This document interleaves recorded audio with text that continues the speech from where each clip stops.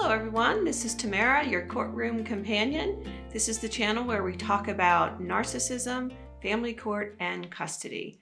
If you're new to my channel, welcome. And if you're stopping by again because you're a faithful follower, welcome back. This video is going to be the first video in a series of videos about parenting coordination. This series is going to discuss what is parenting coordination, what is the purpose, what is the cost? How do you get assigned a PC? I'm going to share some personal examples along the way of how we used parenting coordination. I'm also going to talk about, in this series, some strategies for how to get through parenting coordination successfully.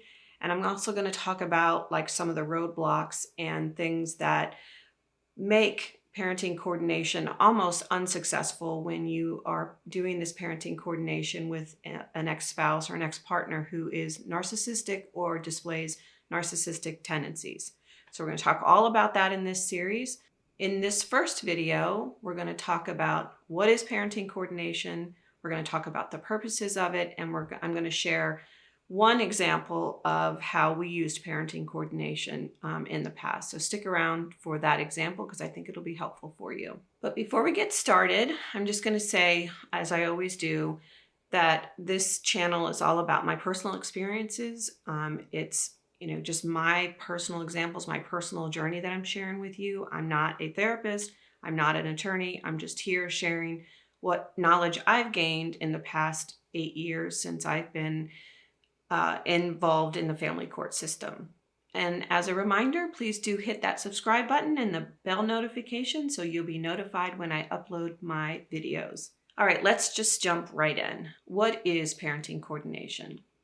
It is a court-ordered dispute resolution process. So it's what the court deems as an appropriate way of helping parents get through some day-to-day challenges. But it's not assigned to all parties going through a custody situation. So we'll talk about the purpose in a second. But it became popular, I think, in the 90s. And there was some research around having a third party involved in helping parents resolve maybe day-to-day challenges in a custody situation. And so I don't know all about the history of parenting coordination. I just know that little bit. But I'm going to talk about how it's used, at least in the county where I'm from. And I'd love to hear about your experiences as well if you've had parenting coordination as part of your custody arrangement, or at least trying to figure out your custody arrangement, or even maybe post-custody order where you were ordered by a court to get involved with parenting coordination in your case. This dispute resolution process ordered by the court, and it's supposed to be for the purposes of the best interest of the children. And if both parties are able to get involved in this parenting coordination process and make decisions, it can be very, very helpful. The problem is if you have an ex-spouse or an ex-partner who's your child's other parent, if they are a narcissist or have narcissistic tendencies, the parenting coordination process can be very, very challenging, which I'll describe an example later on in this video of my own personal story. So the purpose of this parenting coordination process is really to help parents who are involved in a continued pattern of high conflict in the court system regarding the children. That a parenting coordinator can be assigned to your case to reduce the amount of conflict that's happening. So if you have a court hearing to decide custody, and your agreement is, or your custody hearing is half a year away or a year away or even more, you still have day-to-day decisions that need to be made that you necessarily can't wait for a court to decide what your agreement's going to be. So they could assign a parenting coordinator to your case if they feel that your case is deemed high conflict and the children are going to be wrapped up in that high conflict. So it's supposed to be a very helpful tool for parents in high conflict. If your parenting coordinator is very helpful in your case, it can reduce the amount of court time that you have, and that will be cost effective for you. So go in, with, high expectations, especially if this person is really good. We had a great parenting coordinator in my case. I went in with very high hopes that that person would be able to help us reduce the conflict and reduce the disagreements around just day-to-day stuff. And so we met with her weekly. And she had a list of things that we gave her that we wanted to resolve.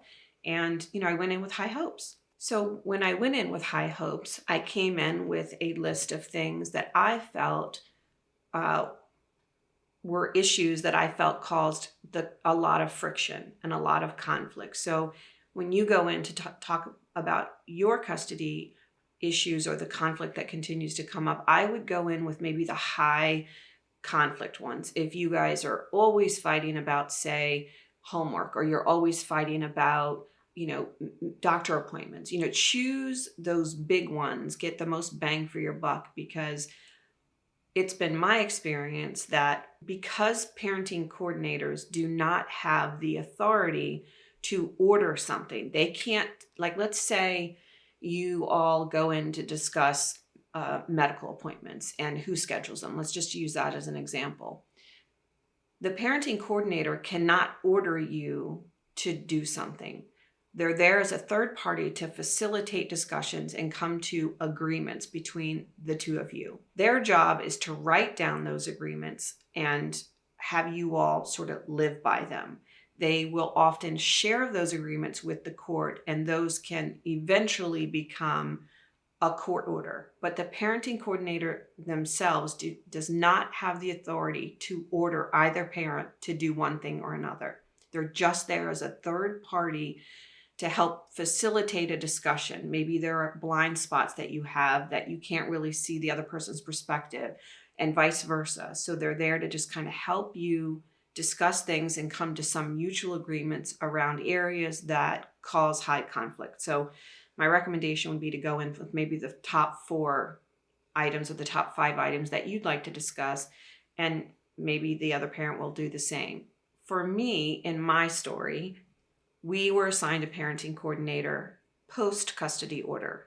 We've had many custody orders, but this was a parenting coordinator was assigned to us after we already had a custody agreement in place. The problem with that was that, or where the conflict came, is there were holes in our court order that might not necessarily be holes for two parents who can relatively get along after there's a custody order in place. So one of the areas that caused conflict for us, which I think is even crazy to even think about for me, because it just seemed like, how did this even occur, was that my court order did not specify how the pickup of our son would take place on a transition day when there was an early dismissal at school. So the situation was, our son would, at this time, it was years ago, got out of school at 3:30. And if it was on a transition day, say a Friday, and there was an early dismissal at 1:30, my ex-partner thought, because he had custody in the morning and I had custody in after school, because our son's dismissal time was 3:30, he felt that he should pick up our son at 1:30 and keep him for 2 hours, and then I get him at 3:30. That seemed crazy to me, because why would you pick him up only for 2 hours and then transition him to me? That was a lot of transition time for our son, and I just, thought that was nuts, that it would be the receiving parent who would pick him up at the early dismissal time. That just seemed like such a rational way to go about things. But I went to pick him up at 1:30 and he wasn't there. And I was not able to reach my ex-partner, and he just felt like, nope, he said the normal pickup time was 3:30 and that's when I could get him. So he decided what our court order was going to be. And so we went into our parenting coordinator, and our parenting coordinator said it's her recommendation that the receiving parent would be picking up our son at the early dismissal time. And so, that was an agreement that we made.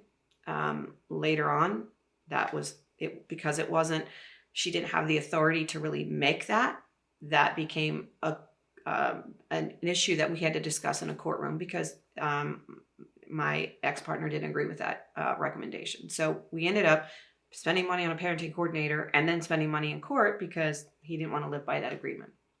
So in this series, I'm going to talk all about why parenting coordination might not be a workable solution if you're dealing with a narcissist or someone who has narcissistic tendencies. But there's always hope. So I'm going to talk about all my experiences, and hopefully those will be helpful to you as well. But that's just one issue, one example of how we used our parenting coordinator in my case. If you've used parenting coordination in your case, please do share your experiences below and let us know in the community, like what worked, what didn't work, how you utilized your parenting coordinator. And if you have any tips or strategies, our community would love to hear about them. So please do leave it in the comments below. And as always, I'll see you next time. Take care. Bye-bye.